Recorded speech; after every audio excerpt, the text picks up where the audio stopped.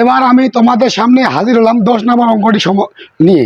এই 10 নম্বর অঙ্কটি কি দেওয়া আছে আমাদের, m plus 1/m equal to a হলে m কিউব প্লাস 1/m কিউবের মান নির্ণয় করো। এটাও কিন্তু অত্যন্ত গুরুত্বপূর্ণ একটা অঙ্ক। তোমাদের যে সৃজনশীল অঙ্কগুলো তৈরি হয় ঠিক এই ফর্মে বেশিরভাগ তৈরি হয়ে থাকে। তাহলে এটা অত্যন্ত অত্যন্ত একটা গুরুত্বপূর্ণ অঙ্ক। এটা খুব মনোযোগ সহকারে দেখতে হবে এবং বোঝার চেষ্টা করতে হবে। তো কি এখানে m plus 1/m equal to a হলে এখানে m প্লাস 1/m এর মান দেওয়া আছে। তাহলে m কিউব প্লাস 1/m কিউবের মান নির্ণয় করো। তাহলে আমাদের এইটার মান নির্ণয় করতে আমাদের এই মানটা দরকার। আমরা লিখব কি, দেওয়া আছে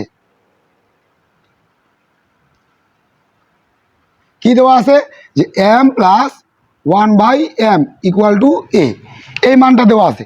এখন আমাদেরকে কার মান নির্ণয় করতে হবে, এখন আমাদেরকে নির্ণয় করতে হবে m cube plus 1/m cube. তো এখন আমরা কি করব, এইটাকে আমরা যে জিনিসটা করব যে এখানে m এর উপর তো কিউব আছে, এটা m এর উপর কিউব থাকলো প্লাস 1/m এর উপরেও কিউব দিলাম। তো এই 1/m এর উপরে কিউব দিলে কি ঘটনা ঘটে যে এই কিউবটা এখন কার কার উপরে আছে, 1 এর উপরেও আছে, m এর উপরেও আছে। কারণ ব্র্যাকেটের ভিতরে কিউব, এখন ব্র্যাকেটের ভিতরে যারা আছে তাদের সবারই উপরে কিউব।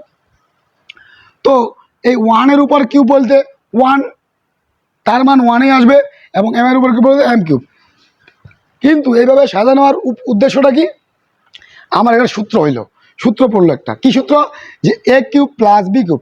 আমি এই mটাকে যদি a মনে করি এবং 1/mটাকে যদি b মনে করি, তাহলে a কিউব প্লাস b কিউবের সিদ্ধান্ত কি, যে a plus b whole cube minus 3ab into a plus b। তো আমার m প্লাস 1/m এর মান দেওয়া আছে a, এর উপরে কিউব মাইনাস 3, এই m এবং এই m এটা কিন্তু ভাগাকার আছে, কাটা গেল। তাহলে m প্লাস 1/m এর মান কি a, তাহলে কি আসলো এখানে যে a কিউব মাইনাস 3। এ হলো আমাদের 10 নম্বর অঙ্কের সমাধান।